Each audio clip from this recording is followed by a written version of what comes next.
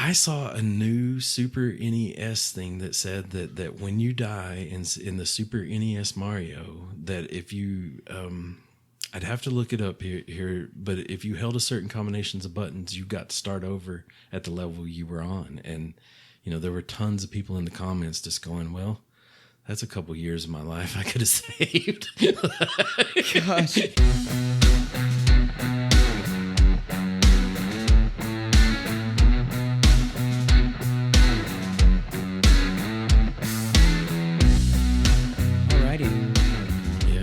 Remember to breathe that time? Just a little bit. I think I might have did through my nose. So yeah. Because last time you almost passed out when we were doing the, that noise reduction phase. That's hard, man. You get a little dizzy there, and you're not sure, if everything's still the same. But yeah, I feel good. I'm here. Awesome. Yeah. Welcome, gamers. Non-game. Did it again. You did it again. I'm sorry, man. Ladies and gentlemen, we should point out that this is actually the second time we're recording this episode today because we had a technical meltdown earlier on ChukTomahawk's end. Totally accidental. Yeah. Shit happens. Yeah, my hard drive was full, and I'm gonna like it was because of a game, and I'm gonna give our listeners and you one guess what game that might have been. Dude, I'm starting to not like it anymore. Fucking Arc, man. Dude, it was 410 gigabytes. What? Did you download every single possible thing that can come with that game?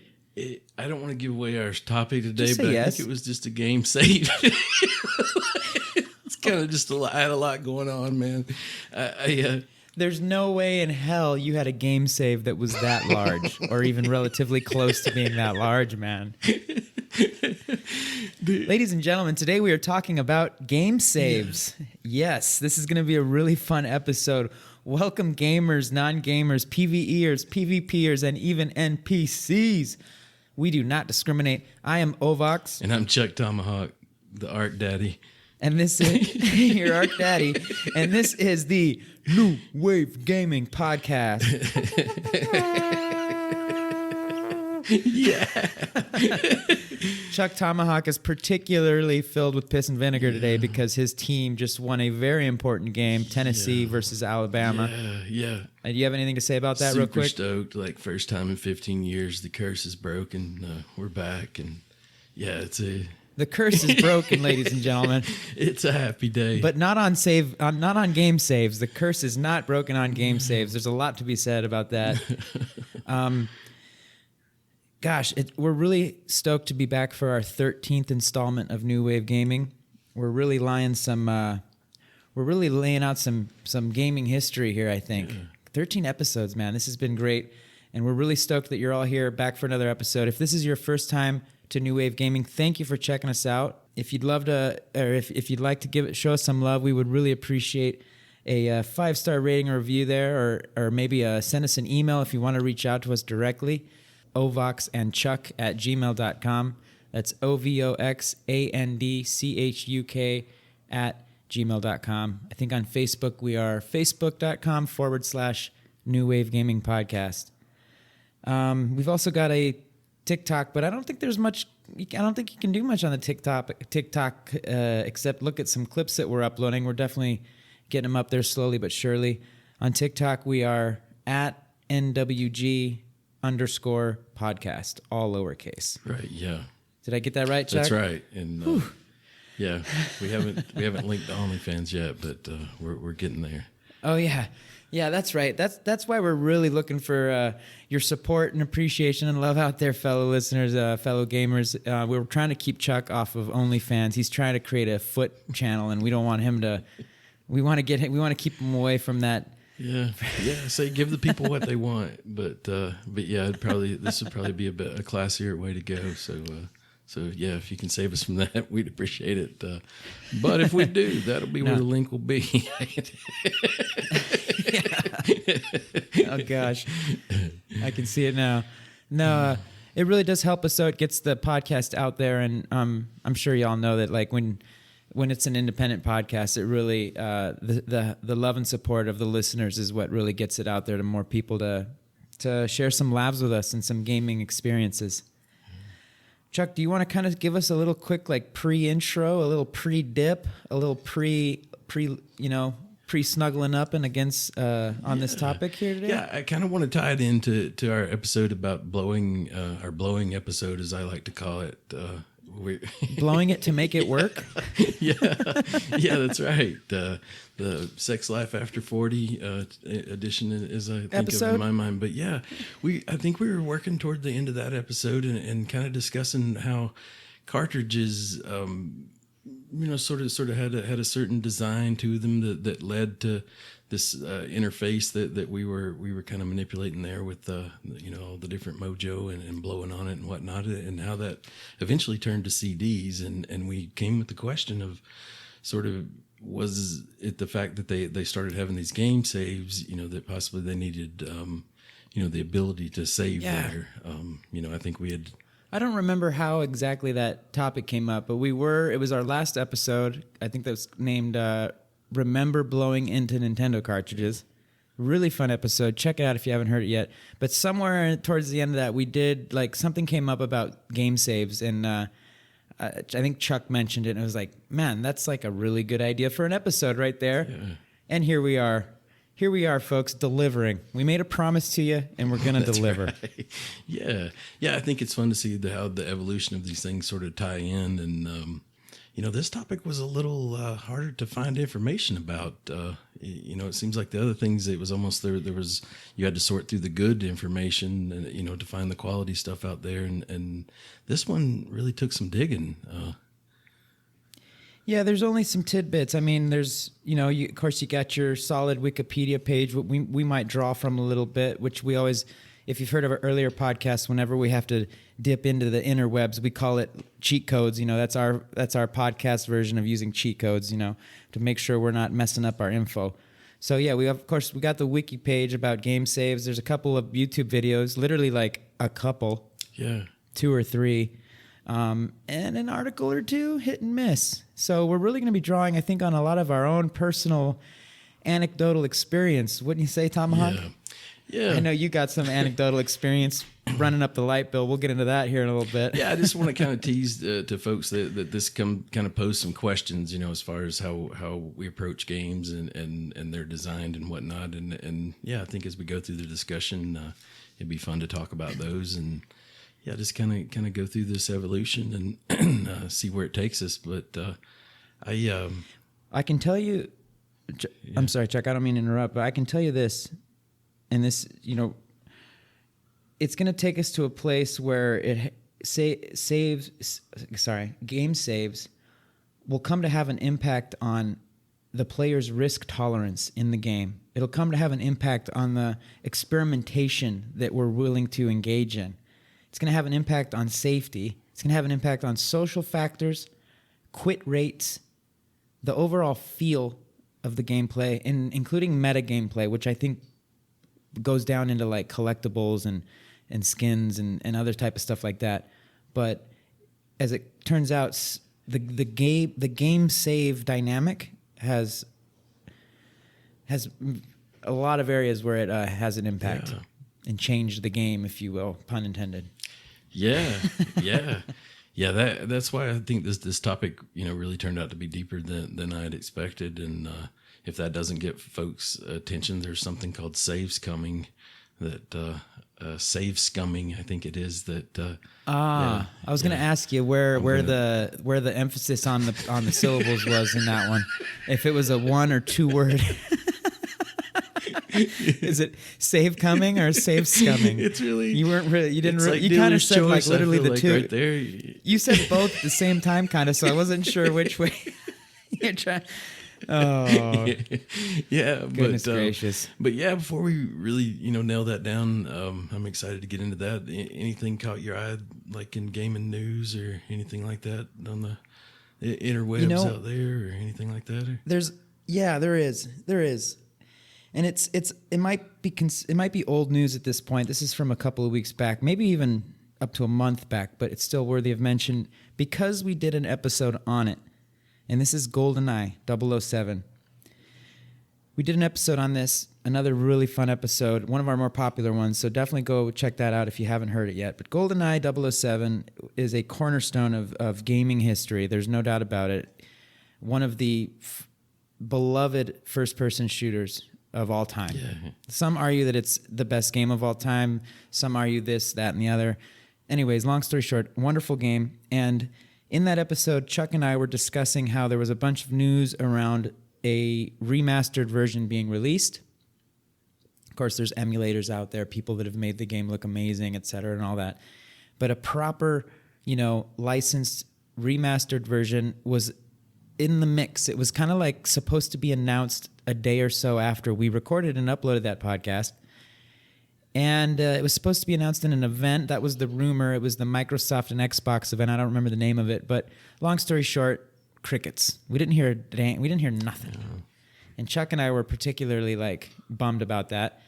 But again, between 2 weeks to a month ago, we got the news and it's coming out. It's going to be on, if it's not already out, I think Chuck, you might have some more hands-on intel on that, but it's either coming out or it's already out, but it's going to be on Xbox and it's going to be on the Nintendo Switch. And I think the Switch is really going to be where the fun is at. I'm not sure. Maybe the Xbox. I don't know. But just having a double analog stick to be able to play it with two analog sticks for the first time is going to be something else. It's like a dream come true. So that's kind of the... And I think kind of what you mentioned there, they have sort of an N64 library that you can access on the Switch there. And it hasn't shown up yet, but the high anticipation is there to see that remake. And, and I think anytime we hear information about this, the number one question on my mind, and I feel like a lot of people's minds, is there going to be online multiplayer? And...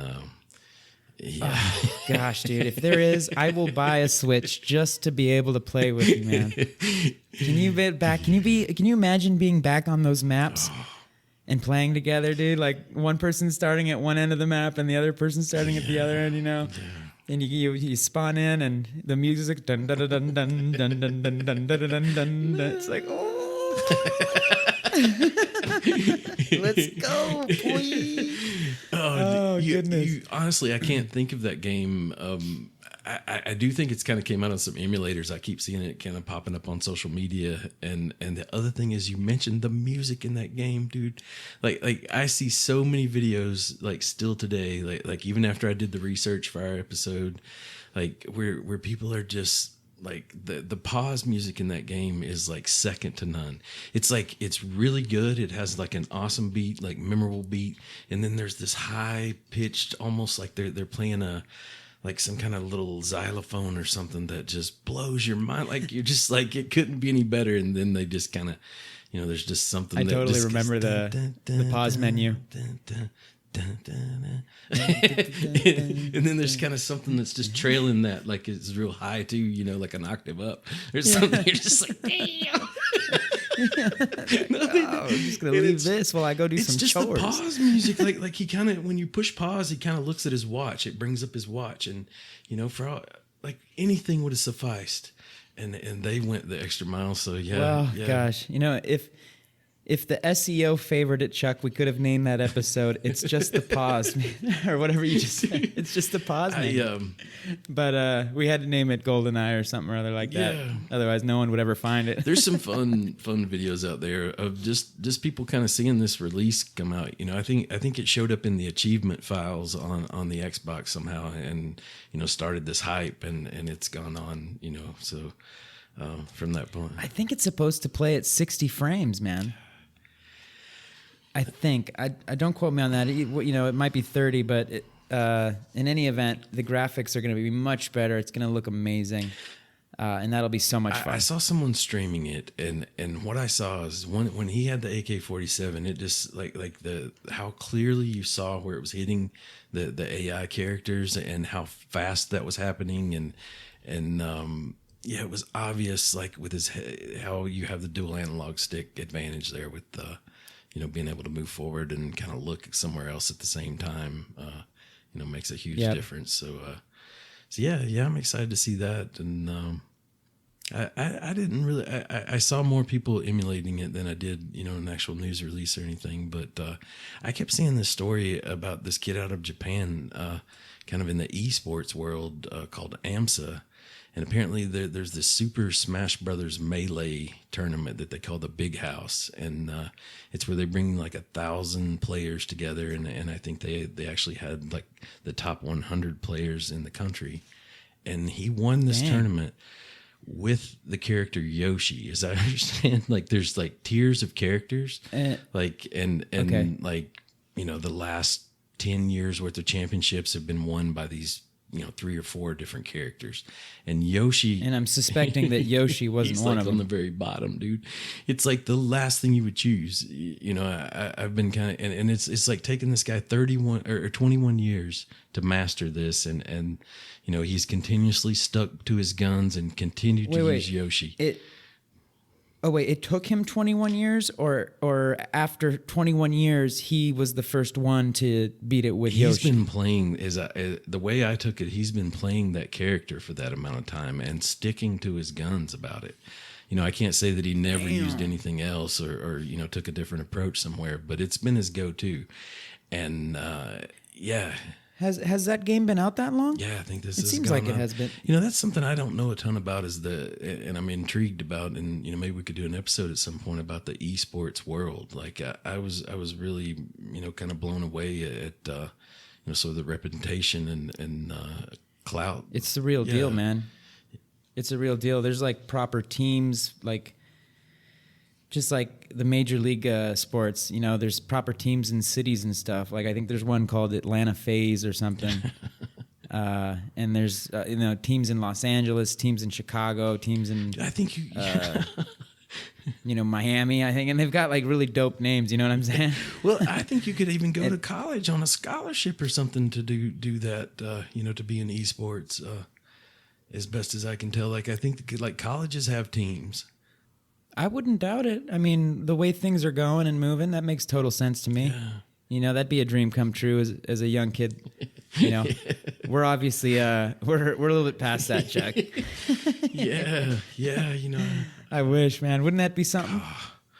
I think honestly, what it strikes me is, I think I had that dream of, playing a sport or something like that, and getting my college paid for to do it. But to think about video games leading to that. Yeah, it's something as a kid I'd never believe would even be possible. But yeah. So that was definitely an interesting story. I think folks should definitely read more if that interests them. I found it really cool. You mean about this young kid? Where was he He's from? from Japan. I think he also, like, this was a North American tournament. I think it was also, a really long, perhaps the first time that someone from Japan had won that particular tournament. But I've been using the analogy, it'd be like, winning a Warzone tournament, simply using a pistol or something of that nature, like the handicap of the character and its abilities was, something that took some patience. Awesome. It was fun to watch. Yeah. Yeah, so one more time, what was the name of that game? Says, Super Smash Brothers Smash Melee, Bros? but you hear them just call it Smash Melee. Yeah, Super Smash. But it's an offshoot of the game Super Smash Brothers is the way I take it. Yeah. Yeah, so if any of y'all out there are interested in GoldenEye, or you played it before and you want to check out the remastered version, or if you've never played it in your life, and you were born post 2000 or something like that, and you never played GoldenEye, you should definitely check it out. But check out the remastered version. Yeah. And if you're into Smash Melee or Super Smash Bros, you might want to check out this note on AMSA winning major tournament after 21 years. Yeah. Awesome. So let's get into the meat and potatoes of episode 13 of New Wave Gaming on game saves. Yeah. Do you want to start us off, Chuck? You were around back then. Yeah, I definitely. You got a couple of high scores out there, don't you? I feel like they're still standing strong. Hopefully, somewhere in a machine stored in a warehouse. Maybe they're somewhere in the Salt Flats. Maybe they're in Nevada, but maybe somewhere there in that Fun Spot, that biggest arcade in the world. There's like a machine in there that might still have, Chuck T in there somewhere. Unbroken, 30 years unbroken. Right? Damn. Putting in work. I feel like Tempest was probably the game that I had the most unusually high scores at. But yeah, I'll definitely get us started here. I think I kind of look at this beginning area like sort of as a 3-phase sort of situation where you had arcade games, and then you had the consoles of the day, and then you had what I would do when I was faced with a situation where, you know, I had a game that maybe had a pause function but didn't necessarily have a save function to it. So yeah, I think it. Well, no, you can't leave us hanging like that, man. What did you do? Am I right, listeners? He can't just be like, oh, well, and there was this thing that I did. But well, anyways, yeah, no, you got to tell us now. You see it, like people do it. You know, you have. I kind of like to paint this picture of you know, here now, like I have a TV in my sort of gaming setup, and it wouldn't be any big deal to leave it on. But as a kid, we were at this floor model TV, and you know, I'd have my Intellivision laying there in front of it, and you know, maybe I was working my way through Pitfall, and I made it past that scorpion part that's always a pain in the ass, and you know, Mom was calling me to come to dinner or something like that, and I would just pause the game and leave the whole TV on, and leave the whole system on, and you know, essentially you're going to be able to take off where you left off, but. You know, in our household, that wasn't real. That was frowned upon because you were. I bet you were leaving an electronic device on. This is back in the day, man. This is like you know, a spoon to the ass cheek or belt to the ass cheek type of stuff. Corporal punishment was definitely still on the table, and like if you wanted to get some of it, if you were doing what my dad called "quote unquote" running up the light bill, if you were doing some kind of bullshit where you'd left a light on in a room you weren't in, or you had turned the heat up in some unnecessary fashion, left a door open possibly where warm or cold air was getting out, or God forbid you left that TV on or that confounded video game system, like that damn computer system you're always attached to. Yeah, man. Yeah. But what you're saying here is there effectively was a time when there was no saving a game. No. So there was even a pre time, right? Like, yeah, like because, and I say that like it's like, yeah, well, so what? But it's like I think it's important to keep in mind like how game saves today is just it's standard. It's something that doesn't even cross our minds when we get a game, when we buy a new game on the PlayStation Store or on Steam. Or on the Xbox equivalent, I don't remember. I think it's called Game Pass or whatever it may be. When you buy a game, the whole game save thing doesn't even phase us. It doesn't even cross your mind. It's just, you know, it's automatic. You know that game is going to have an autosave feature. It might have a state save where you can just kind of save the status of the game in that moment at any time that you want. And that's just, it's...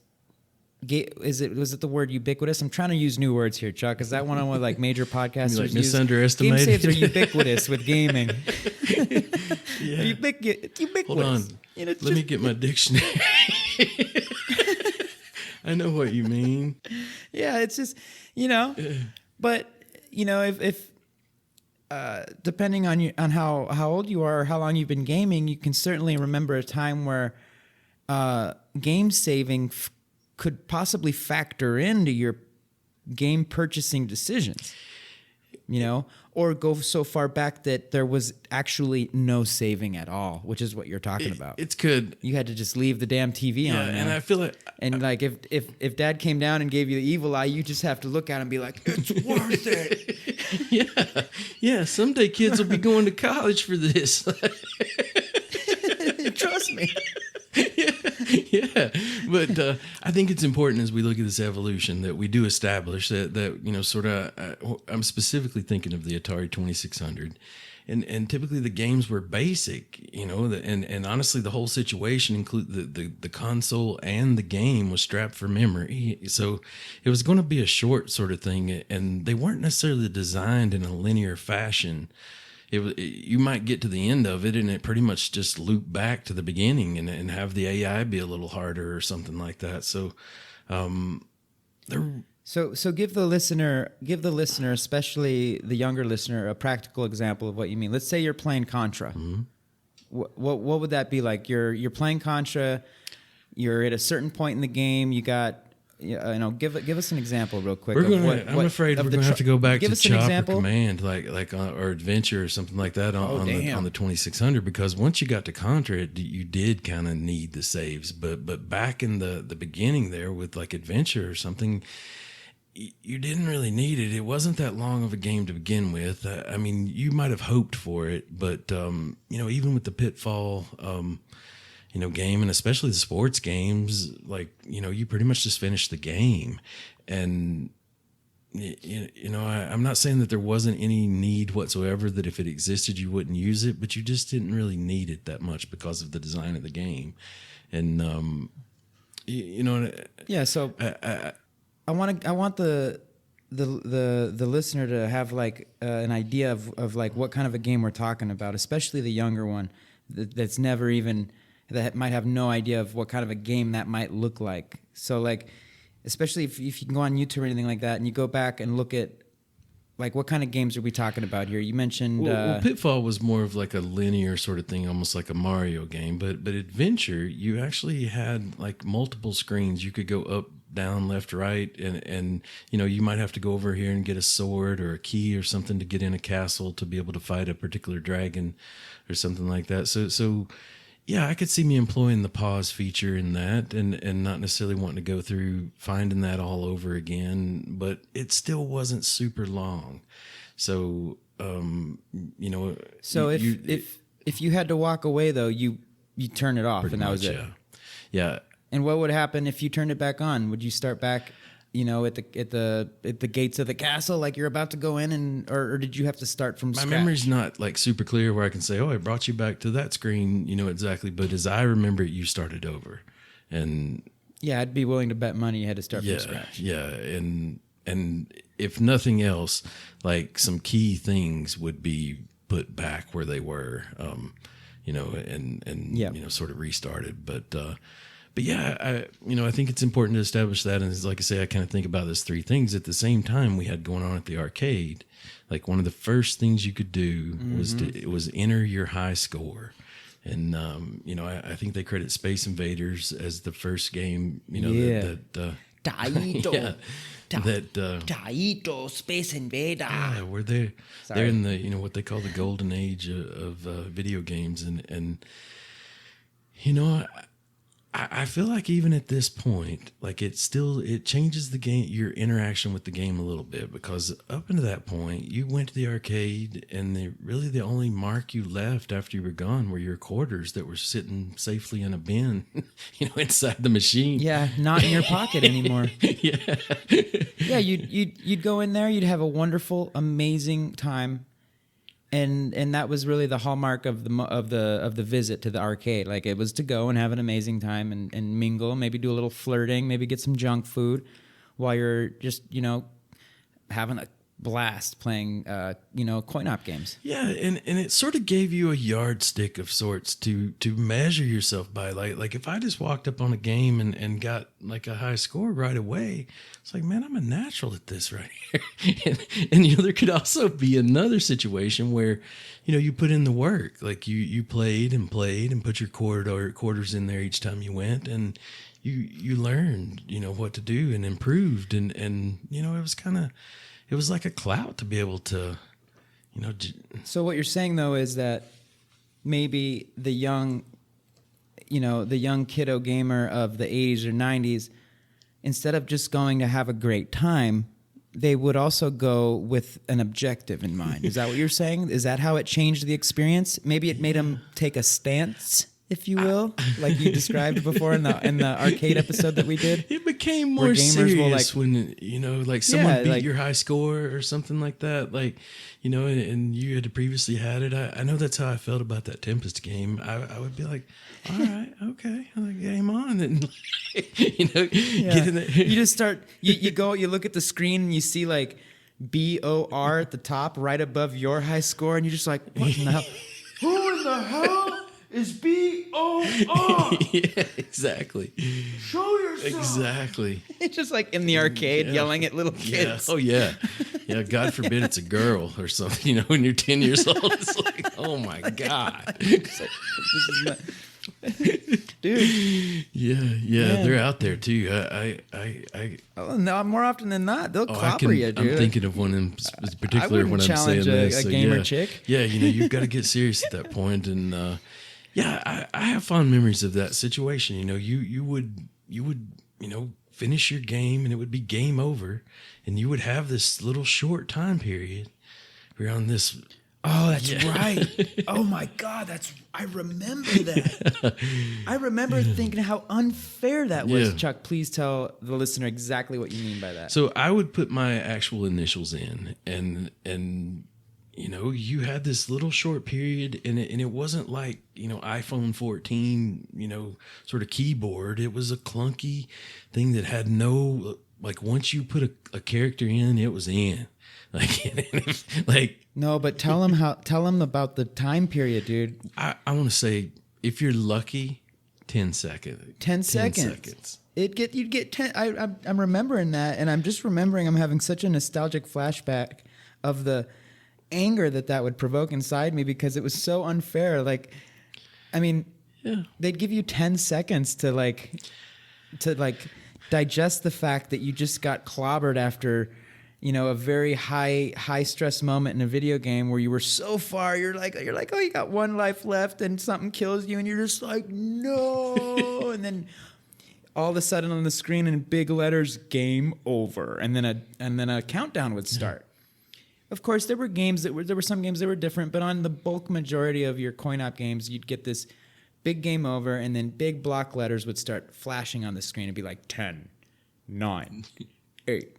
And then within that like 10-second time frame is when like your boy ChukTomahawk is just like, oh shit, I got the high score. Like finding all of it because like you've just described the emotional roller going coaster. Through the letters. You've gone from that death, you know, and game over moment, you know, to kind of this is all my quarter is going to have gotten me, and the kids are behind you waiting for their turn, and you know, Hurry up. You have, you know, at that point you think you have no legitimate reason to be there, but honestly, that 10 seconds in that respect was a nice little extra time there. Like, you know, hey, it's still my situation here. And, you know, but you had to get it right. Hey. Yeah. Back the fuck up, Timmy. I'm putting in my high score. And my goal was to... Don't make me put another quarter in. Was to put my name in. But, you know, if you got a letter wrong or something, you had to think fast on your feet. Like, you know, you just come up with something. Like, what if you put a C and you didn't mean to? What are you going to put? O-C. C-O-K? Yes. You nasty. So would I. Yeah, exactly. Oh, too late now. Next person.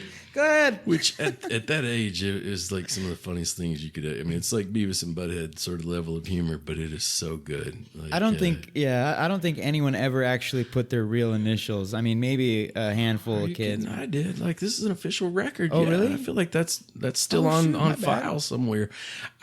It's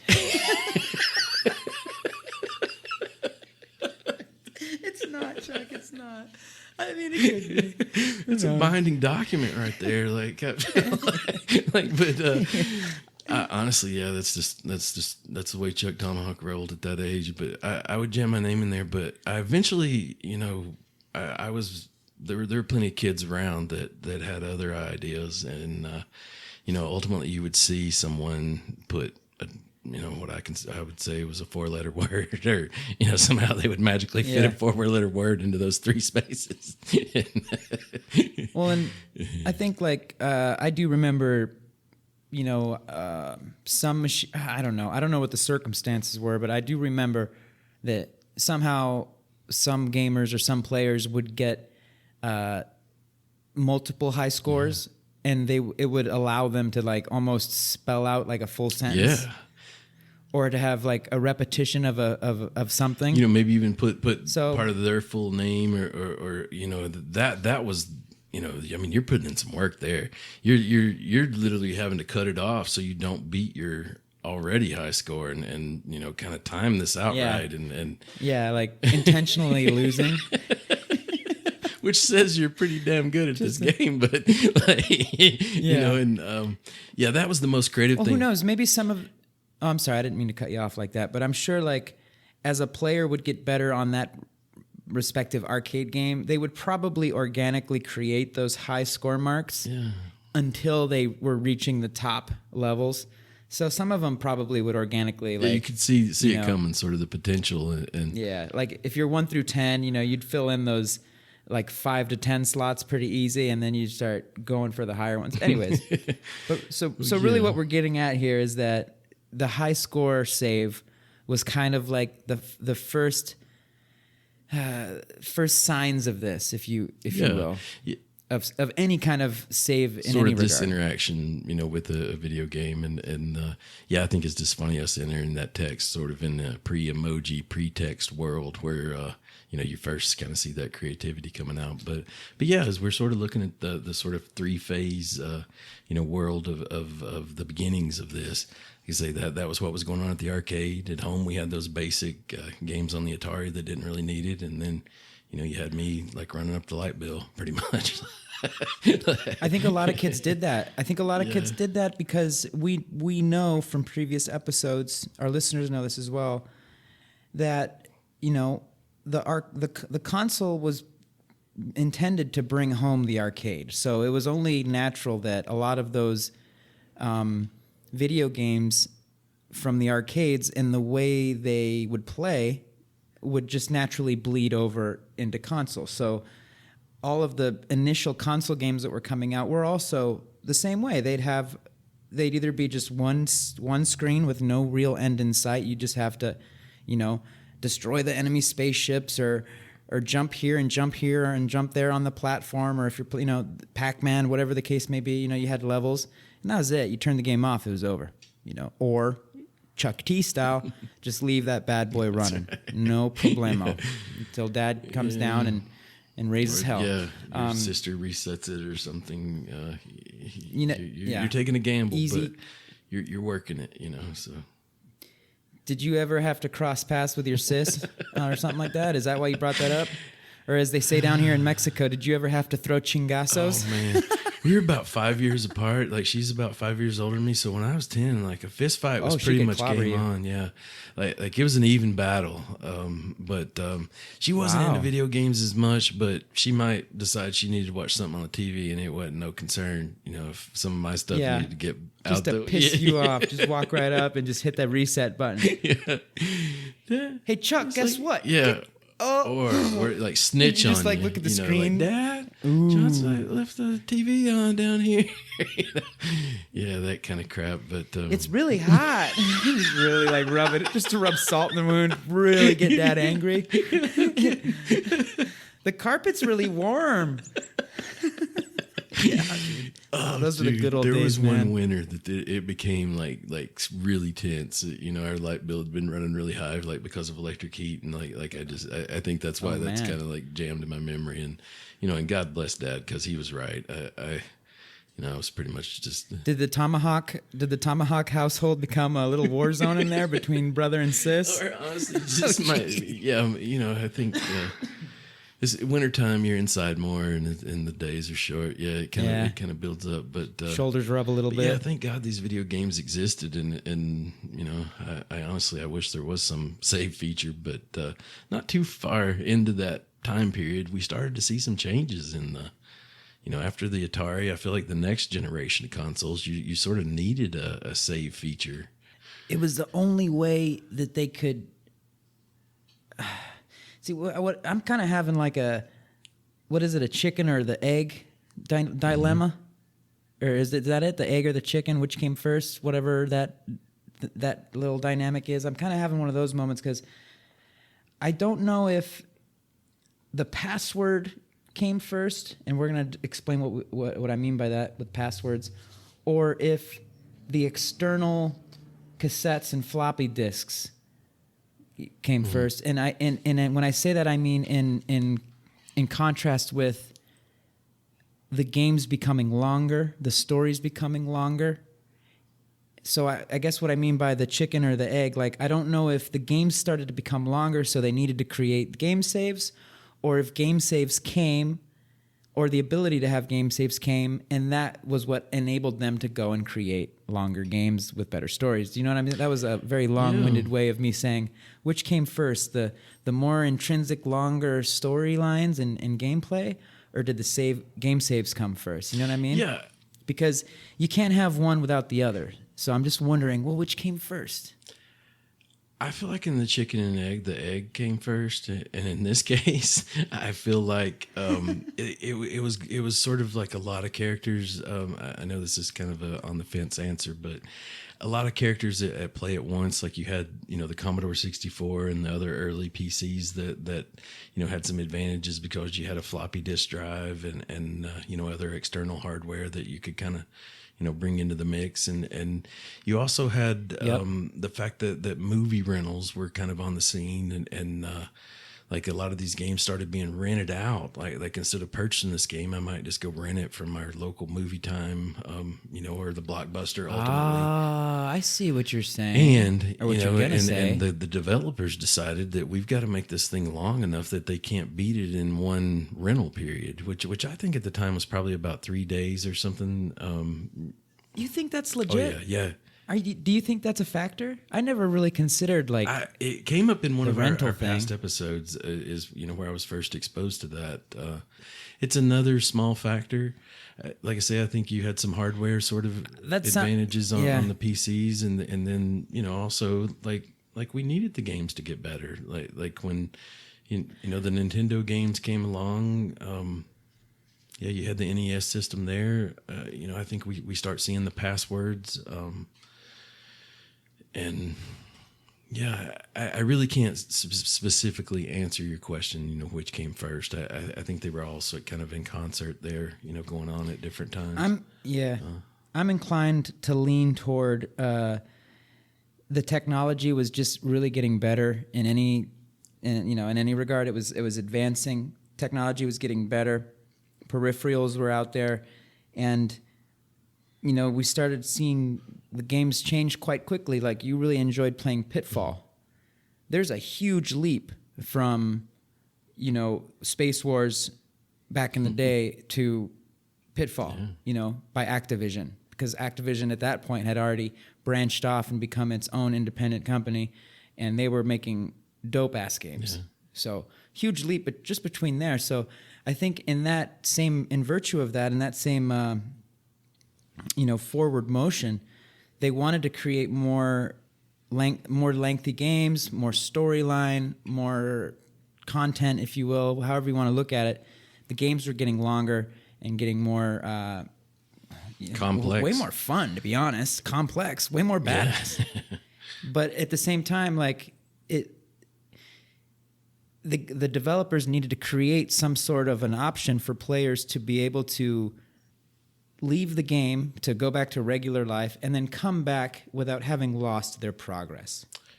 That was really the thing, because it wouldn't have made sense to continue having like a Mario style progression, which Mario actually had its own little shortcut to save, if you will, which we'll talk about. But you had games where basically there was no saving whatsoever, and that wasn't going to work in these newer games that were coming out. So they had to create a save dynamic. Yeah, no, that's exactly how I see it as well. And once we're at that place, I think some interesting things start happening, and I think that's one of my favorite parts of the research of this and the discussion of it. That. Well, tell us about the passwords, Chuck. You brought up the passwords. Why don't you? Can you give us any examples, or what do you mean by passwords, and how does a game save relate to a password? I totally remember this from my childhood, but I'm sure there might be a listener or two that's just like, what? Passwords? Yeah, I think it came in several forms. I would see a situation where, you would have your own unique password that was generated, so you ultimately had to have a piece of paper and get this written down and keep it, and you might suddenly get a new game and play that for a while and get tired of that and come back to this other game and ask yourself, what in the hell did I do with that piece of paper? That phone bill. Well, but what would the password? What would generate it for you? What would it do? I noticed you got some notes here that says. Yeah. Oh, go ahead, sorry. It would ultimately start you over in the game, right? The particular type I'm talking about, the unique ones, like if the game generated, it would essentially start a new game, with the items that you had and the interactions that you'd made, sort of documented, and you started over from that point forward rather than starting, completely over.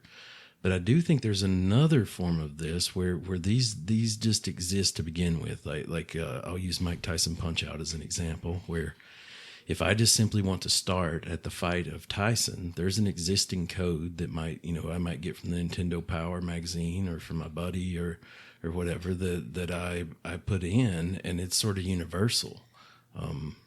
Your buddy wouldn't have just given that to you. He would have wanted to have traded something. He would have wanted like a couple of Capri Suns or something for that code. Yeah, you know what I'm saying? And I want to say, like, after you beat the game, you got a code such as that, and but it was an obvious universal sort of code, and I just saw a guy streaming the other day. He was setting out to beat Tyson in the first round, and he had like a little timer that he knew that if he hadn't, achieved a knockout or a knockdown by a certain point, he needed to start over.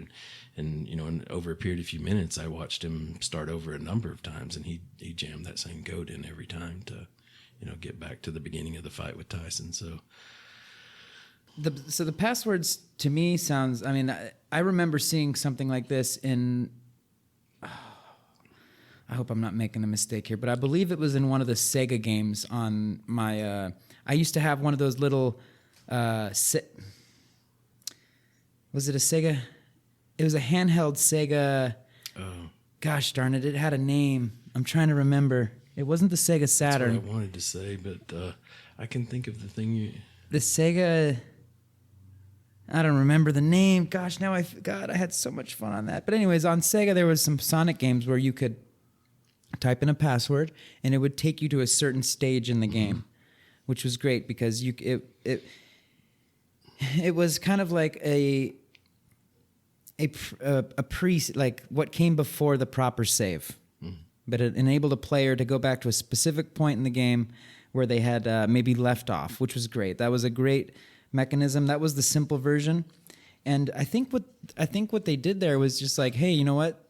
Let's just put these little passwords in the game so that our players can get to these specific points. And that way, we don't have to worry about creating some software or some hardware or like RAM, ROM, dealing with all that stuff. They don't have to make any modifications to the cartridge or anything like that. They can just pre-program in these these little modifications to habilitate basically a door for a player to use to get to these different stages in the game. In Mario, I mentioned earlier, and I didn't find this out until way later. It would have been super helpful to know this with the old original Mario Bros. on NES, the Nintendo Entertainment System. I had the version that came with Duck Hunt, and I found out later that there's these like particular spots in the levels where you can like jump a little extra high, or you like duck in a specific spot, and you like can cross into this like secret room, and there'll be like specific little pipes. You know how you can go down the pipes in Mario, and those pipes will take you to different levels in the game. Yeah. I think like right off the bat, I think on like level 2 or level 1 or something, you can go into this little spot, and it'll take you like all the way to level 8. So that's a really clever way that the developers were able to allow a player to easily get back to where they had left off without needing to play level 1, level 2, level 3, all the levels over again to get where they had left off. And that's where we see like some of those streamers get crazy speed runs on Mario.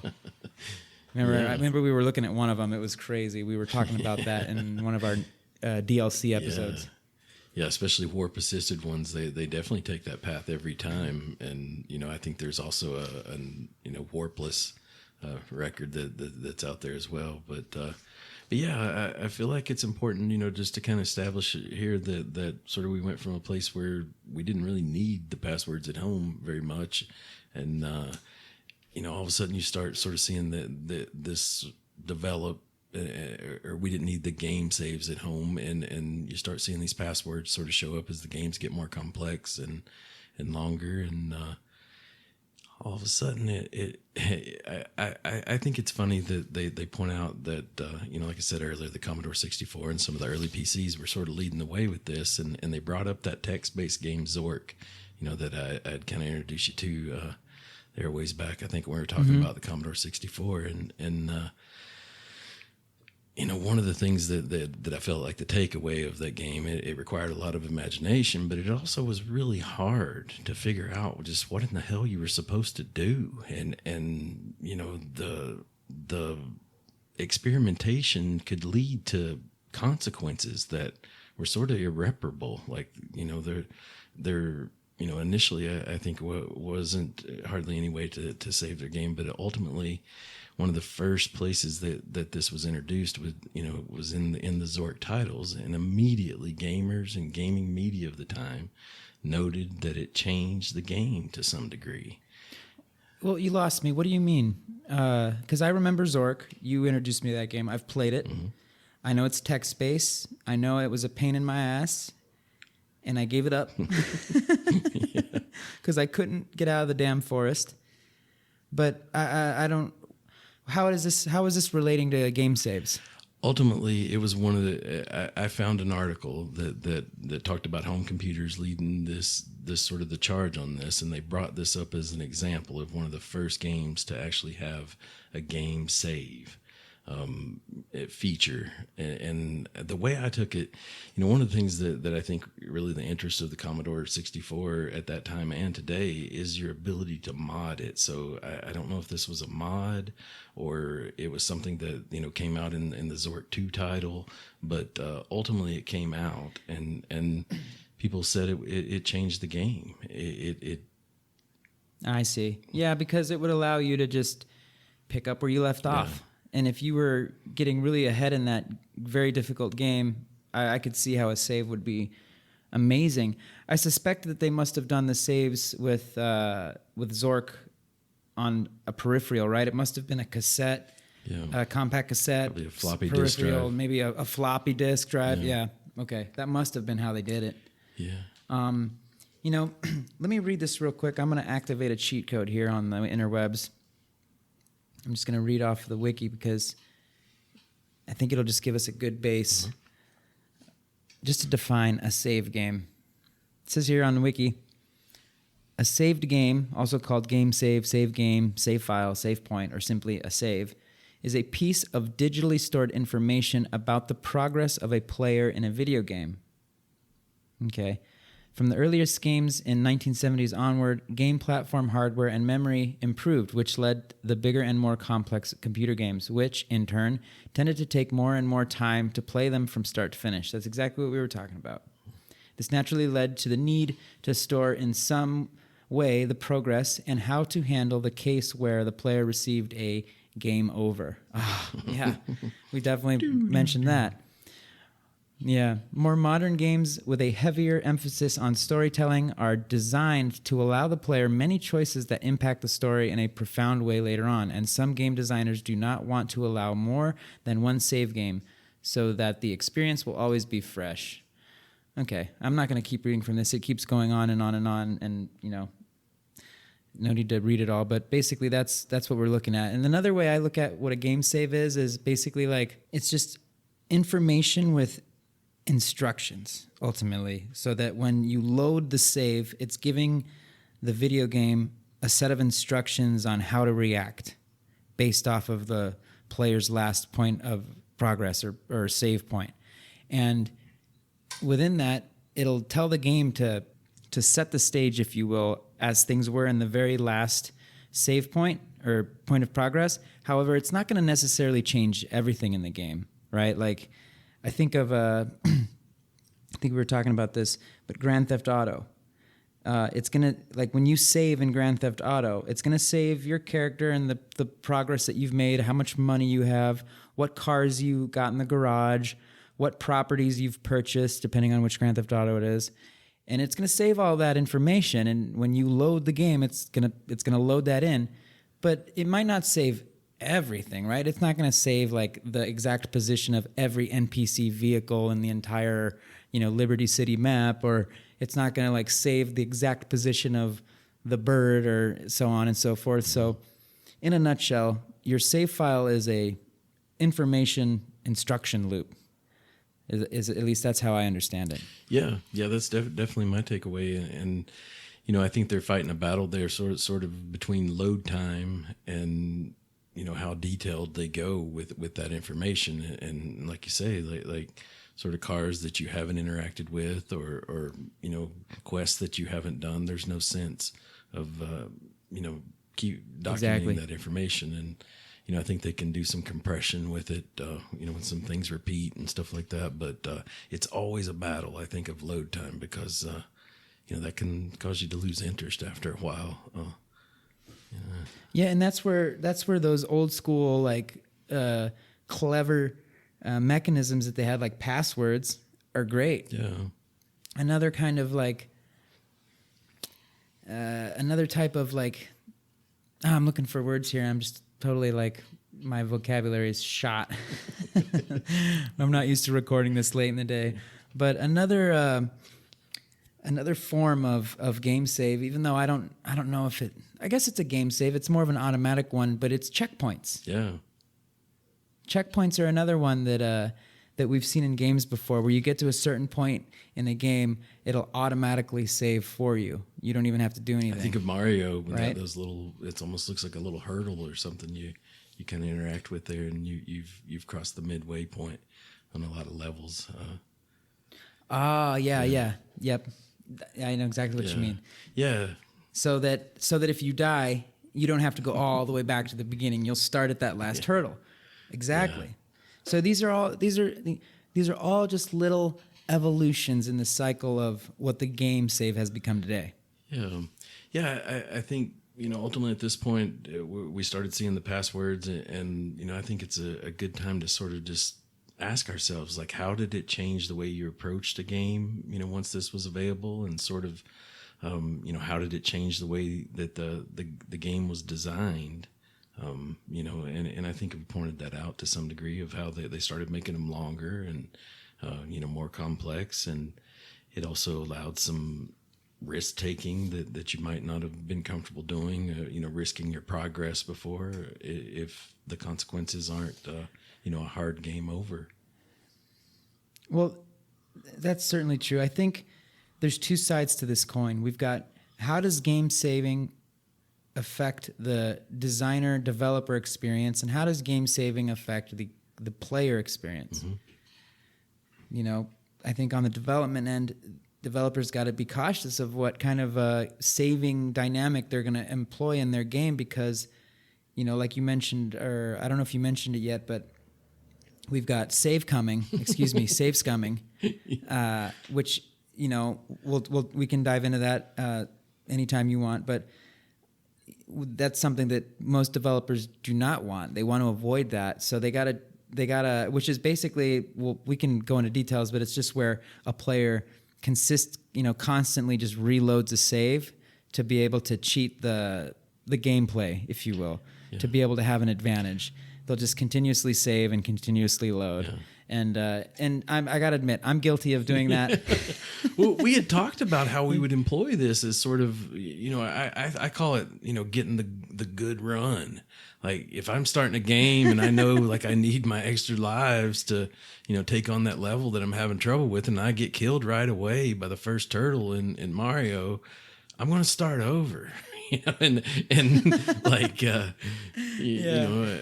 some games it was easier to do than others, but typically it involved, hitting that reset button and kind of waiting through that startup load up screen again. Well, that was different though. That was different. That was just like starting the game fresh when that was pre-save times. But look, but so it's going to have an impact on how developers develop their games, and it also has some of those impacts that that we mentioned. I think we mentioned them at the top. Risk tolerance, experimentation, safety, social factors, quit rates, feel, and meta gameplay. Mm-hmm. So depending on which kind of save style any of these games have, it's gonna affect these characteristics, no doubt. One interesting way I think it makes it into the design, a lot of these that we run across were actually, I feel like, for the developers to not, when they were play testing the games, they needed a way to, maybe start at each level. That's right. Especially with the password one. It just makes sense that if you were going to have to work out the kinks of that you certainly wouldn't want to have to beat the first 9 boxers, to see how, when Tyson did his little dance, that he was. Make sure his left foot goes forward and not the right foot or whatever. We don't want to make it look like he's doing any like moonwalks. They'd have to type in that password and jump right to that fight, 100%. Yeah, you can see, and I think. So maybe, that's a chicken or egg scenario, man. That's exactly what I'm talking about. Maybe it was just convenience. They're like, hey, we need to do this thing. And then later, they just happen to notice, like, oh, this is actually a great feature for our players, too. Oh, yeah. Because they can also skip ahead. Honestly, they're still coming out today. Like there's new, we talked there about sort of using the peeks and pokes to the people that tear these games apart and look for any code that might, reveal some sort of cheat. And I saw a new Super NES thing that said that when you die in the Super NES Mario, that if you I'd have to look it up here, but if you held a certain combinations of buttons, you got to start over at the level you were on. And, there were tons of people in the comments just going, well, that's a couple years of my life I could have saved.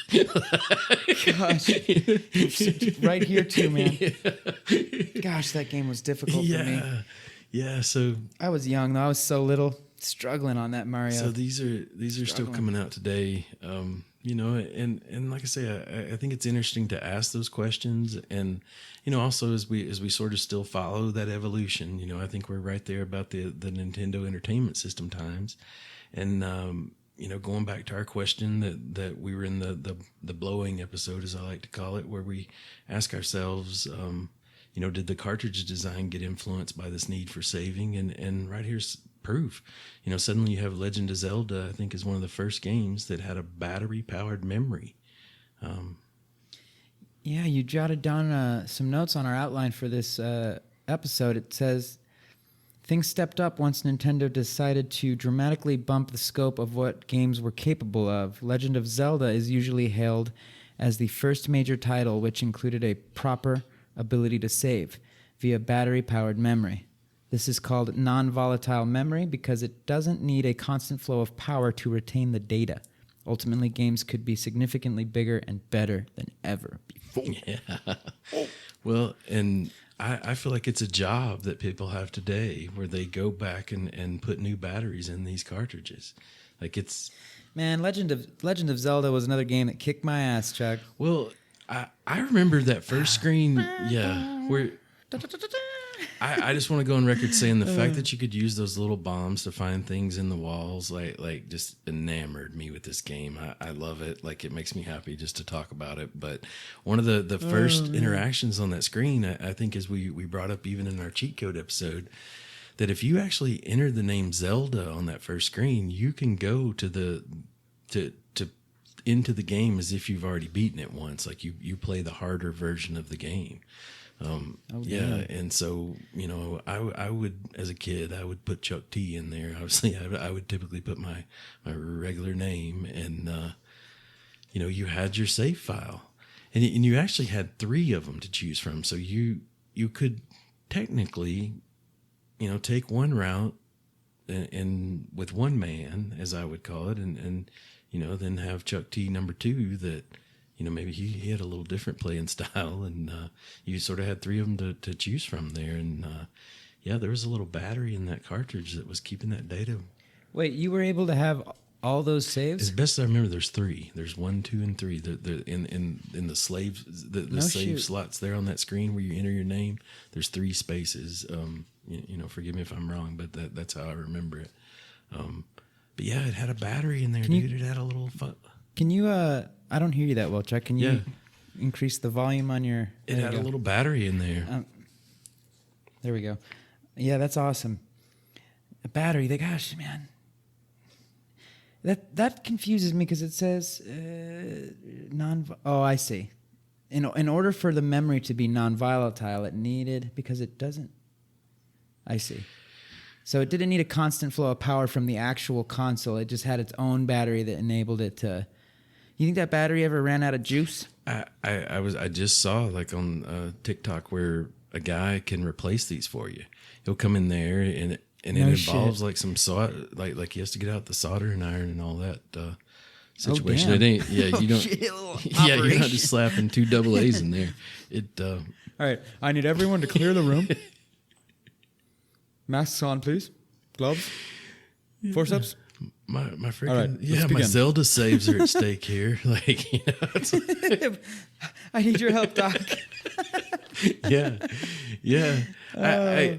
I guess I kind of see it as something that ultimately is going to corrode and tear up in the cartridge, and probably when you're going back and grabbing a vintage cartridge, like the chances of it being the one and blowing that's it, work, are pretty slim. But it's part of the story. I think you're starting to see. Again, like one of the things they mentioned there is that ultimately games could be significantly bigger and better than ever before. So that's a design change. That's kind of how Nintendo rocked it for a while. I think that's how they did it. They just put these batteries in their cartridges. I don't remember if the Super Nintendo had a save port or a save cartridge.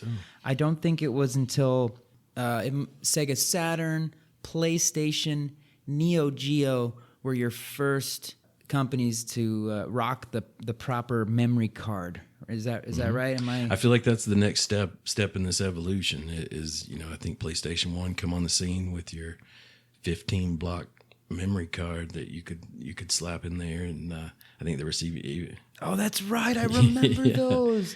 Yeah. Oh my goodness, man! So much nostalgia. I remember that screen where it's 15 blocks. Yeah. It wasn't a matter of like, oh, I got 500 gigabytes on this bad boy. No. It was like blocks. Yeah. You get these many blocks of saves. And I remember, I never had my own PlayStation, but I had a buddy that did, and we would play a lot of video games together, and I'd be over there a lot with him, and he'd be over a lot at our pad. And I remember that his always had those pictures, those little pictures that would be assigned to the block depending on the game that we'd be playing, man. And it was, Metal Gear Solid, Siphon Filter. I think, did Tony Hawk come out on the PlayStation? No, that was before. We had I think we had like Kelly Slater's Pro Surfing. I do remember that. Or something like that on there. Man, that was a fun game. And those were the games that we had on Ghost there. Recon is the one I think that prompted me to buy one. What a game.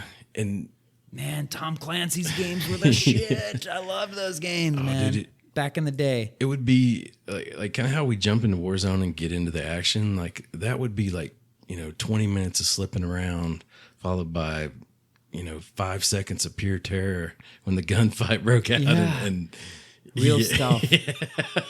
Real stealth in those games. Gosh, those games were fun. But my fondest memory of that time period is I think the PlayStation had been out for a while to the point that they had made that slimmer version of it. And I went and got one of those, and I got a candy apple red memory card. And I remember it sitting over there, and it's like sleek slimness. Was it dripping? It was so much slimmer than the last one, and it had that nice memory card there just waiting. And I was playing that. That candy red dripping? Yeah, I got on that Ghost Recon and went to town, son. And I filled up them 15 blocks. So I feel like that's the next step. Like we're coming into the CDs like that went into that PlayStation. I never interacted much with the Neo Geo. I think the Sega Saturn had that. It had a CD. Had a cartridge. It had a cartridge, and then you had that edition that could do the CD-ROMs. I never had a Sega Saturn. Let me pull one up real quick because I don't want to. Let me activate a little cheat code here on the interwebs. It may have to be once the Genesis comes out that it had that. It had the. Well, the Saturn came after the Genesis. Okay. Oh, I just remembered the name of my little handheld Sega thing. It was called the Game Gear. Oh yeah. The Sega Game Gear, that was dude. a nice that one. thing was so much fun, dude. I had it. Oh, dude. That thing. When we used to do our trips to Mexico driving, Oh, yeah. dude, that thing would keep me sane, bro. Fuck, bro. You don't even understand, man. I mean, if anyone knows what "Are we there yet?" means, it's me. You know what I'm saying? I'd say it's an easy ride down the Peninsula now compared to then too. I'd say that was an adventure on a lot of levels. Let me read this bad boy real quick. The Sega Saturn, I'm reading from Wiki here. The Sega Saturn is a home video game console developed by Sega and released on November 22nd, 1994 in Japan, May 11, 1995 in North America, and part of the fifth generation of video game consoles. It was the successor to the successful Sega Genesis. Okay. The Saturn has a dual CPU architecture and 8 processors. Its games are CD-ROM format, and its game library contains several ports of arcade games as well as original games. Sega added another video display. No, I'm looking for anything on the save. But look, I'm pretty darn sure because I saw in the research is that it has a cartridge that you can save your progress on. Okay.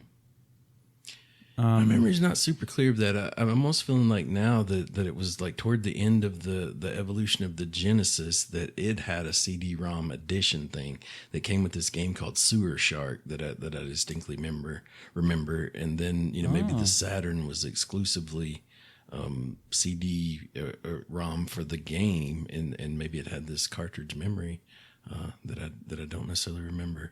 Okay. But okay.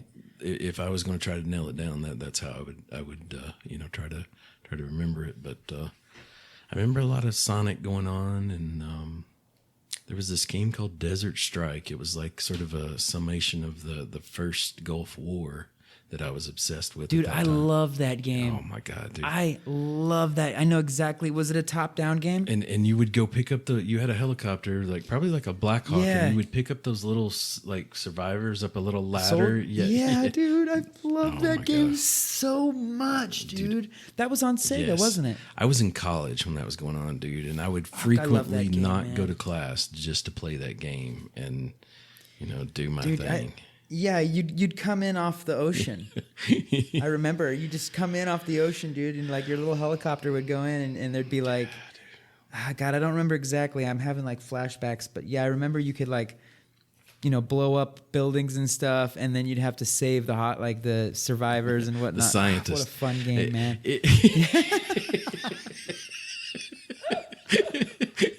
Yeah. I wonder what they're doing in that desert there.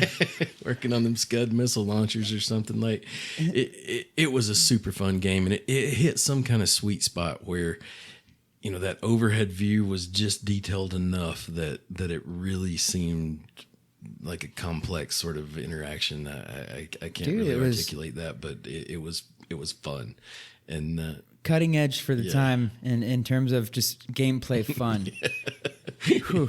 Yeah, but yeah, and there were much more graphically advanced games at the time, but man, that game was fun. Yeah, really fun game. Do you remember any other Sega games that you? That one wasn't Killer Instinct on there. I remember Super Nintendo had Killer Instinct. Oh, Sega had Mortal Kombat. It did have Mortal Kombat. I obviously remember didn't it? Or was Sonic that PlayStation? Games. I feel like Battletoads made it over there at some point, and it would be near impossible that I didn't track that down. I do remember playing Battletoads on a number of things, but I don't necessarily tie it to that Sega. But honestly, dude, I'm remembering my college dorm, kind of situation, like where I built these bunk beds, and up underneath there, I'm sitting there playing Desert Strike on a futon, what fun. Yeah.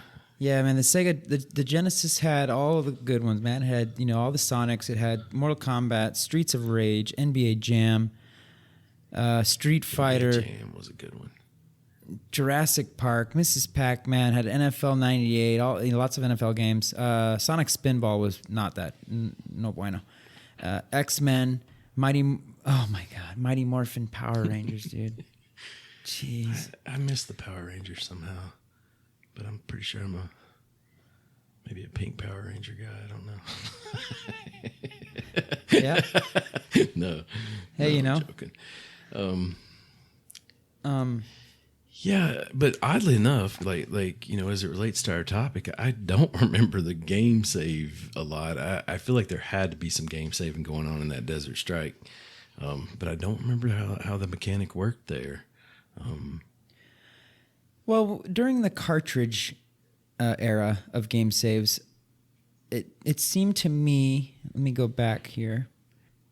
It depended on the game. It depended on how the developers made the game, but I think it was a save state type of thing where you had to save. You had to manually go in and save your progress. Now, depending on the game, you may have been able to do that at any point in the game. Free save, we'll call it. Let's call it a free save, where anywhere in the game you can just hit start and save. You get unlock a new achievement, save. Get to a new level, save. Acquire a new skin, save. Or there may have been designated save points, which is, also, this is where we tie back to like how the developers wanted the game to feel. Not all games would necessarily work well if they could just save at any point at any time. Yeah. And then there'll be other games that don't work well when it's kind of like a designated point save. Like I think there was a Grand Theft Auto game. I mean, there's plenty of examples for each one of these cases, but I remember the Grand Theft Auto game. I don't remember which one, but I think you had to go to a garage, or you had to go to your car apartment had to be able in your to save. garage to be saved, as best as I recall. Exactly. Yeah. See, so that in that case, those are designated. There's other examples out there. So during this memory card or memory cartridge, however you want to look at it, phase of game saves, I think those were kind of like the main examples that we were seeing out there. Like a checkpoint, waypoint sort of situation, or a specialized, type of. Sure, but I think the checkpoints really are, like you described a little bit earlier, like the checkpoints are for while you're in that particular game session, so that you don't have to go away. Like if you, let's say you're playing a level of, Mario 64 or something, Super Mario 64, which was great, or Star Fox 64, who knows? Let's use Star Fox as an example. You're flying through space. You're taking out the bad guys with your, what was the name of the frog? Flippy or something like that. You're just, you're taking out all the bad guys, and you get to a certain point and you don't even realize it, but the game just saved your progress when you got past that checkpoint.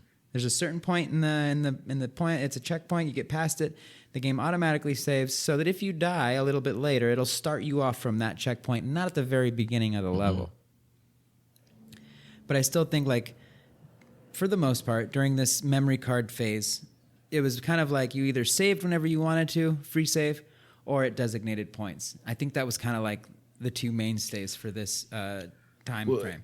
And I think even the Nintendo 64 had a memory pack thing that you'd stick into the bottom of the controller.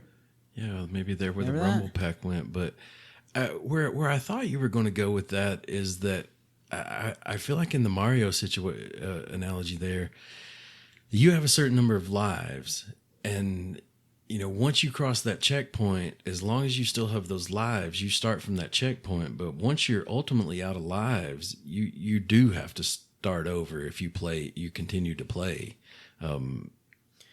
Well, which Mario? I think I'm pretty much just saying in a Mario. At some point, I do remember that sort of being the way it worked. Well, in the old ones, in Super Mario Super Mario 2, Super Mario 3 on the Nintendo and Super Nintendo. Yeah, I think that's how it worked exactly. But I think, remember on Super Mario 3, at that point there was like a proper map where you could you would unlock levels and you'd start at the top of the map and the little Mario character would be sitting there and you just click A and it'd go in and you'd do that level, and if you beat it, you'd see your little Mario guy go beep, beep, beep, beep, beep, down. You had to get the road would Remember open that? up. The road would open up, yeah. And so that was kind of like a form of saving as well. I agree. And and you'd turn off the game and you'd still be there the next time you turn it on, and that kind of memory would save in the cartridge because of that battery you were talking about. Yeah, you would at least start at 4.1, like the first level of level 4, but as you were playing earlier, you might have crossed a checkpoint at level 4.2 or something, and maybe have got to starting over as long as you still had lives up into that point. So, which I feel like is a little different. Again, sort of changes the way you approach the game to some degree. It's almost like once you've passed that checkpoint, you've got some relief, but once those lives start running out, the consequences are up again. So, consequences are back up because if you fail, depending on the game, if we're using the Mario example, you'd probably have to go back to the very beginning of the fourth level or stage or whatever it was. Yeah, I like how you mentioned like sort of we're starting to see that the gamers, the developers are taking this into consideration and how your experience is going to be. Dude, on Donkey Kong they charge you banana coins. Fuckers, they charge, dude, and they charge in Japan. They charged 1 coin less. What's up with that shit? That's not fair. I need to pick up my banana phone and get to the bottom of this. Get to the bottom of it. These shenanigans. It's tomfoolery. That just exactly like you're saying. Developers got creative with game saves and I feel like they had to because we're creative, man. Gamers are creative. We'll find ways to use things for good, for bad, for ugly, to take advantage, exploit the game, or to save scum, or to save cum, or whatever it's called. Just get the most out. I kind of where I'm going with this is I think there are some other examples where they sort of, maybe use the lack of a save to sort of, maybe even have a hardcore mode that you can go into. Like a permadeath? Yeah, a permadeath sort of situation. Or I even heard of a game that had a fake out save point that if you... I pictured it was sort of like an Elden Ring type situation, where you're going through these side quests and then ultimately fighting these larger bosses. But somehow I read about a game where you go for this save point, and once you trigger it sets some things in motion that you don't want. Shit. And I do remember other.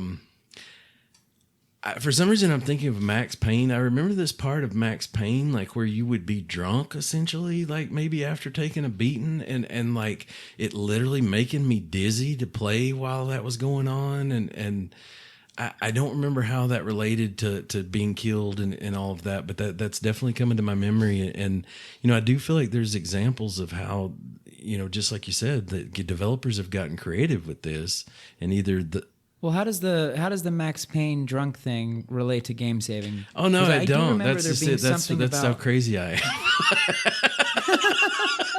Okay. Oh, and by the way, yeah, welcome to the mind of Chuck T. Yeah, this is what happens when we record at this hour, man. I had a shot or two there during the game.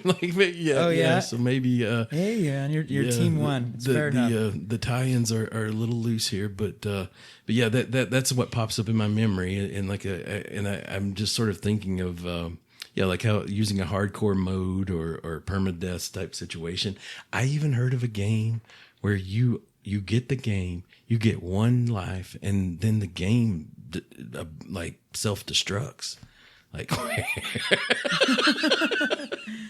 Speaking of, dude, there's Hideo Kojima with his Metal Gear Solid games on Metal Gear Solid 2. I think his name is Psycho Mantis or something like that. One of the bosses, one of the people that you have to fight. Like the AI in that game will go into your like PlayStation, read your memory cards, and tell you what other Konami games you've been playing. It's so trippy, man. The first time, if you've never played Metal Gear Solid 2, play it. Yeah. And if you can play it on one of the original, I think it's on the PlayStation 2, play it on there. It's one hell of a game. There's some crazy like meta stuff going on in that game that really like it freaks you out, man. Have you played Metal Gear Solid 2? No, I don't think so. It's a awesome installment of probably one of my most favorite Metal Gear Solid games. And there's some cool game save stuff in there towards the end. Something we haven't really mentioned yet that I've certainly been a victim of, I'm sure you have as well, I'm sure the listeners have as well, is something that they call soft lock, where you're playing a game and whether intentionally or unintentionally, and this is where developers have to be careful, you can have a game save occur in a way that inhabilitates you to move forward or to progress in the game due to not having a certain item that you needed, or basically what happens is you get to a point in the game where you need to advance, but you save, or it gets saved, and you haven't concluded a task, or you haven't achieved something, or you haven't collected a particular item that will allow you to progress or allow you to defeat a particular boss or allow you to proceed in whatever way, shape, or form. And it's called soft locking. And this has happened to me a number of times in some games where I basically am just like, well, fuck. I'll just restart the game. What else can I do? Yeah. And you'll literally have to start from square one, man. Or you'll have to go back to the beginning of a level, or usually it entails relative to significant loss of progress in a game when you get soft locked. It sucks, man.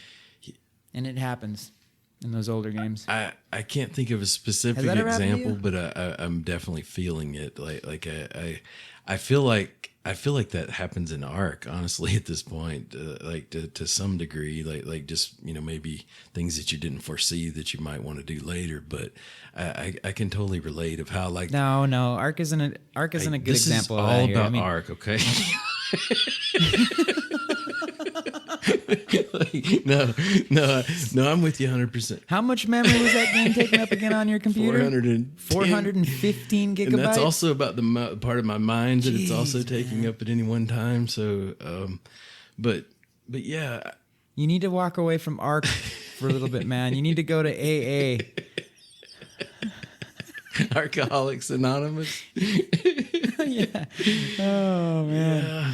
You need to go get your coin, man. Get your first set of days in or whatever. No, Oh, dear Lord, I've even forgot what we were talking about before.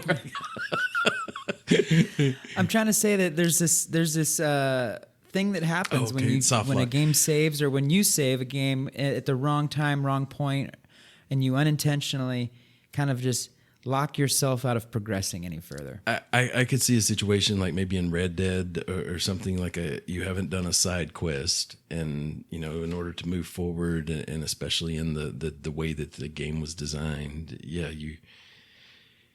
it's open world enough that I think you could probably compensate for that somehow. But in a more linear game or something where it's really hard to go back, like I could see you're jammed up for real. Like you're going to have to start over.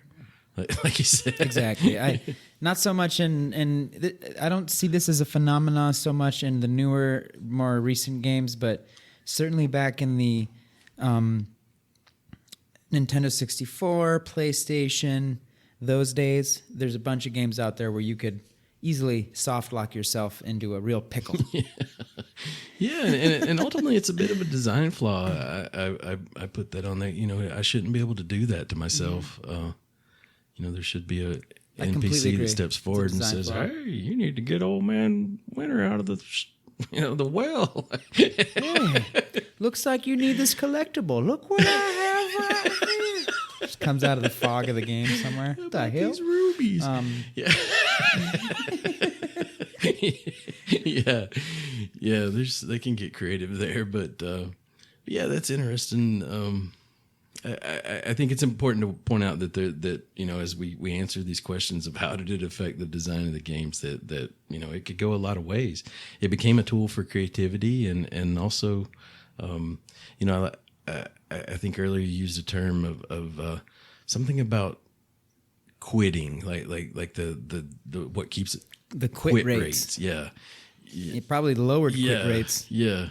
Because I feel like that's a little different for everyone. Like I'm thinking of an example. Like I'm hiking on a trail and I leave my gloves at a shelter or something, and I've gone a mile or two, and I discovered I might walk back and get those gloves. But after a while, if it's been far enough, I'm not going back and getting them gloves. And I think in a video game, like once I've put a certain amount of time in, and it was frustrating enough, like I'm at least going to put it down for a while, and and come back to it. Yeah.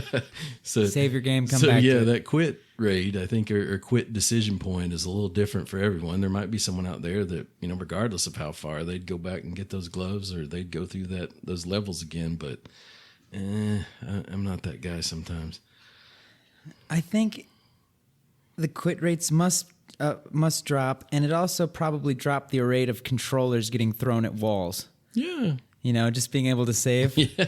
Because if you can save your game and then you lose to a boss fight that you were really pumped for, and you're really oh, I'm so close, and maybe if you couldn't save your game, those are the kind of scenarios where some people will just get so angry that they'll end up punching a screen or throwing a controller at the wall or something like that. Crying in front of your friends. Yeah, getting that quiver lip. Puckering up a little bit. Yeah, man. Just being able to save brings just a little sliver of peace to your mind that might stop you from breaking into tears or throwing something at the wall or breaking something. Who knows? I was never one of those humans. That got to that kind of angry, but Yeah. What came after memory cards, Chuck? I think at that point we're kind of into hard drives, like internal hard drives that were, either part of the PC, modern day, or an internal hard drive on the PlayStation. I wonder which PlayStation would have been the first to have an internal hard drive. I'm going to say 3. Oh gosh, it could be 2. It could be 2, but let's see. I do feel like they've grown over the years and their abilities, but yeah, I think there probably was a time period there where you had both memory card and maybe some hard drive capability.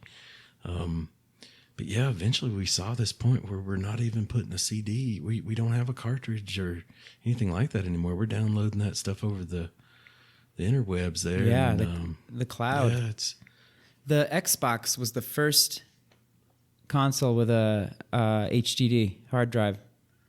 Now let's see. I can remember that. First PlayStation. I bet you it's a PlayStation 2. What?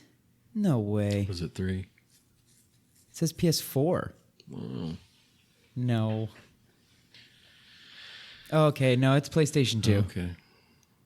Yeah, it's PlayStation 2. Okay.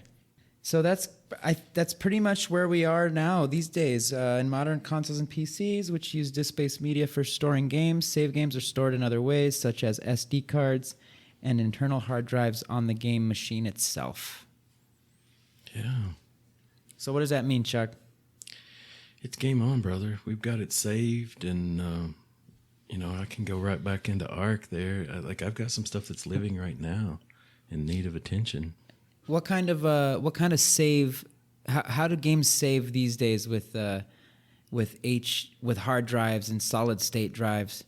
Yeah, I feel like there's a variety of things that still go on today, including some of the first technology that we saw. Like I think you could still run into a password out there. A lot of games have an autosave feature where it's kind of going down in the background all the time. I love autosave. Checkpoints. I think it's interesting that we point out sort of the dynamic that goes on in No Man's Sky. Like we actually had to buy a save point sort of device and save the game with it. Remember that? Well, yeah, it was an option. It was an option, but at the same time, No Man's Sky, which is an amazing game, it has a quick saving, maybe / autosave type of feature as well. I mean, anytime you get out of your spaceship, the game saves. Good point. Yeah, it's almost like you see a variety of things going on in the games today, and if it is stored data, it's going to be on the hard drive. I saw something save states. I guess I kind of understand that, like how we talked about before, like the data that's ultimately being stored of your inventory and where you were at in the game and the NPCs that you'd interacted with, and kind of how that goes down. It sounds like a lot of if-then sort of statements. If you have completed such quest, Exactly. And if quest is greater than 1, then these conditions, now exist. And Correct. Yeah. As I sat through this, I thought, wow, there's just really a lot of ways that this goes down, and each developer's sort of, like fine-tuned it and dialed it in to fit their desired experience. And I don't know that I really go into a game thinking like, I'm only going to play this if I'm allowed to save, this certain way or something. But I sort of expect it to be in there to for that, not to push me on that quit rate, situation too. Yeah. I don't want it to be too easy. What's your quit rate? But you jack me around enough, I'm gonna give up on you. There's other things I could do, in games that'll hold my attention. But I think again, I'd love for us to sort of revisit these questions of how it sort of changes the way we play the game and how they're made, and I think one sort of, as we're getting to the end of here and asking, about those questions, is to mention that this has become a place for hackers to enter the picture. That, once you had things being stored to an external device that were sort of a set of instructions for the game, it was a weak point, because ultimately they couldn't get into the console. Like, you weren't playing online, especially a lot of these first games, until that became more prevalent. Really, that memory card was a weak spot in the security chain. Yeah, I see what you mean. You open one up, mess with it a little bit, put some tidbits in there, and then stick it into the console. Yeah. See what happens. Yeah.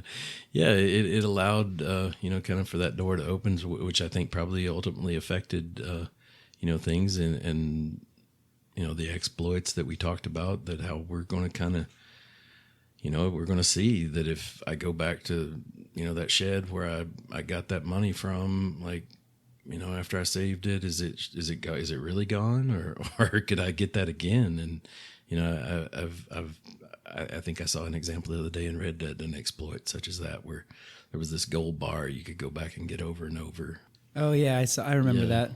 Yeah, I can see that. Maybe not anything from just hackers to gamers that want to take advantage and exploit loopholes or weak spots or weak points in the game via the saving mechanism.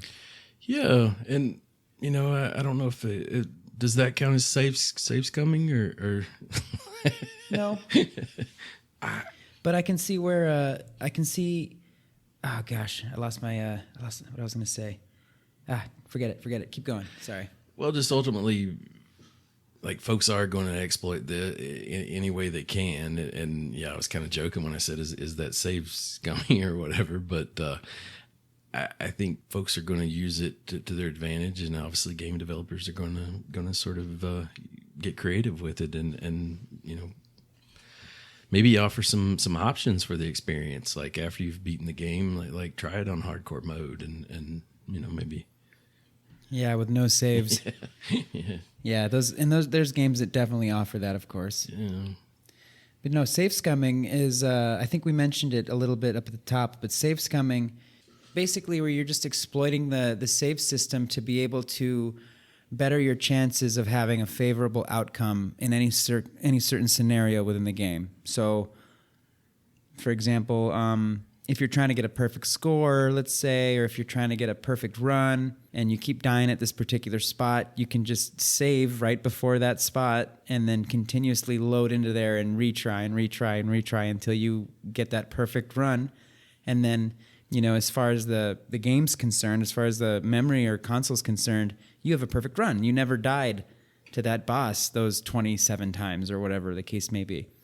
So you can really just, you know, even when games have like a little bit of randomization or percentage-based reactions, like you can still like save the game, and even if like you need this particular thing to occur, but it only happens 5% of the time, you just keep reloading the game until that time comes, and thereby, you know, you're taking advantage, you're exploiting at that point. So that's kind of what my understanding of save scumming is, and I'm guilty of it. I've done it before. Yeah. Just wanting to get that perfect run. I feel like I've saw a version of it in FIFA just recently where if it becomes like readily apparent that someone is going to lose a match, they'll quit and avoid the loss stat that they might get. And I think there's different, like, I have like noticed that you'll get a message that says something like especially if you join a game in progress, that it'll say, you know, that the loss stat has been prevented or something like that. And I definitely saw where people quit to avoid the stat because it's going to affect the way that their character development that they're working on. It's going to affect his stats. And I think that's just scumming. Yeah, it sucks. I mean, Nothing to do with saving. It's just dirty. scumming. But I also saw an example of, like, say you're playing blackjack and you ultimately just keep quitting and building up money where you're sort of, you know, you go on this indefinite winning streak of sorts, and you know, I hopefully any game that's playing with real money is going to have something that prevents that. But I could see, you know, just for fun, how that could be an exploit that might get left open. But Totally. yeah, hopefully there's no saves going on in any large degree in the games I'm playing. What's your favorite kind of saving? I like the autosave feature, I think, but something I feel like is going to be a little bit of a curveball to bring up to you that we haven't talked about is, you know, you get that message that says, like, save in progress, do not turn off the console. And what I want to know is what happens if the power goes out when that's happening, or, you know, just God forbid you do turn off the console. Test it. I feel like in the background you hear a siren go off, like, boog, boog. Test it. I don't want to know, dude. Just I feel like it shuts the whole show down. It says not You to. gotta test it. I'm not. It clearly says. Well, then you can don't. YouTube it. I'm sure that someone's made a video about something like that. There's videos about everything out there these days. It'll be like autosave in progress. Do not turn off the console. And that's what we're going to name this episode. Yeah. What do you say, Chuck? I think we should wrap it up. It's getting late. I'm with you. You got any final comments for our amazing, awesome listeners? So we'll say raise hell and praise Dale and Go that's Tennessee. Right. Go Tennessee. Yeah, dude, really happy for your team there. I'm glad you guys got a win. It sounded like it's been a long time. So Yeah, it's been a good I do day. have some final advice for the listeners out there. Don't forget to save your game. That's right. Before shutting her down. That's right. Yeah. You want to keep that progress rolling and move forward with the high morale. That's right, baby. All right, everyone. Thank you so much for joining us for another episode of New Wave Gaming Podcast. This has been episode number 13 on game saves. Chuck and I love you very much, and we'll see you in the next one. Chuck, have a great Saturday night, man. You too, Ovox. Love you, brother.